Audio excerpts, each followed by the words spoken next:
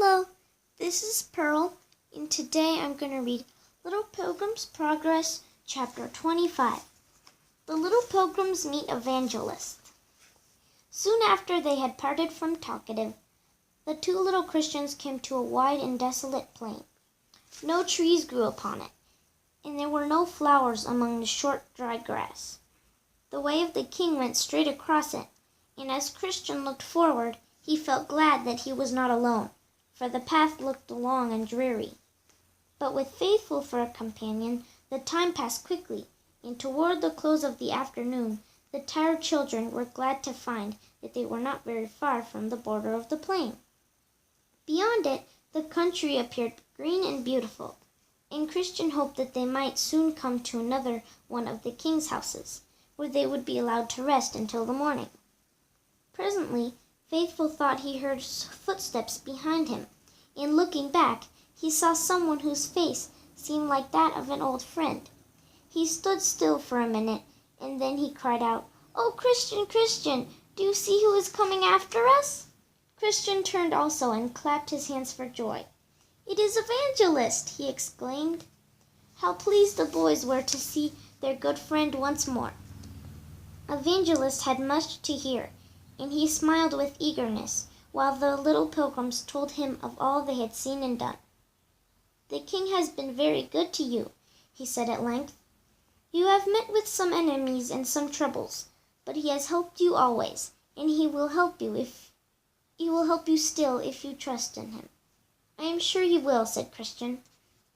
Faithful only clasped his fingers a little more tightly around those of Evangelist's, for he felt shy and half afraid to speak.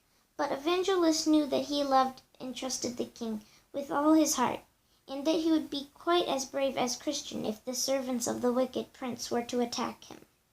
"Will you tell us more about the road?" said Christian. "Will it be easier now, or are there some other dreadful places to pass through?" Evangelist looked grave. "I came to meet you here," he answered, "because very soon you will reach the gates of a great city that belongs to the wicked prince. It is a beautiful city, full of all kinds of pleasant things, and many pilgrims, when they enter it, are tempted to stay there instead of going on their journey. I do not wish you to be so foolish, so I have come to warn you about it." "Why must we pass through it?" said Faithful. "The wicked prince ordered it to be built on both sides of the king's way, so that pilgrims cannot possibly get to the celestial city without passing through the very middle of it." "What shall we do then?" "You must walk quietly along the streets. Do not stop to look at the beautiful things in the shops and in the market. And do not let the children persuade you to play with them. Sometimes the pilgrims are not much troubled by the townspeople, and sometimes they are treated very cruelly." "Would they kill us, do you think?" asked Christian.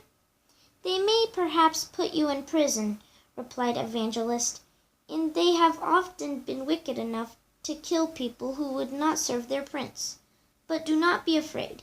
If you die there, the king will send his angels, and they will carry you at once to the celestial city, and you will have no more trouble or pain forever." The sun was just setting when Evangelist told the children goodbye, and before its light had faded away, they saw in the distance the walls and gates of a great and strong city. "Are you afraid?" said little Christian. "Not very much," replied Faithful. "The king will take care of us, and you have your good armor." "Yes, I do wish that you had stayed at the palace Beautiful. Then you would have had some armor too." "Never mind," said Faithful. "I shall keep close to you, and if the people do kill me, there will be no more enemies to fight." He put his hand in Christian's, and Christian thought of the king and tried not to feel frightened. But he was only a little boy, and as he passed under the wide archway and heard the heavy gates close behind him, he whispered to Faithful, "I should like Evangelist to be taking hold of my hand now." And Faithful said, "Yes, perhaps if we asked him, he would have gone through the city with us. What a pity we did not think of it."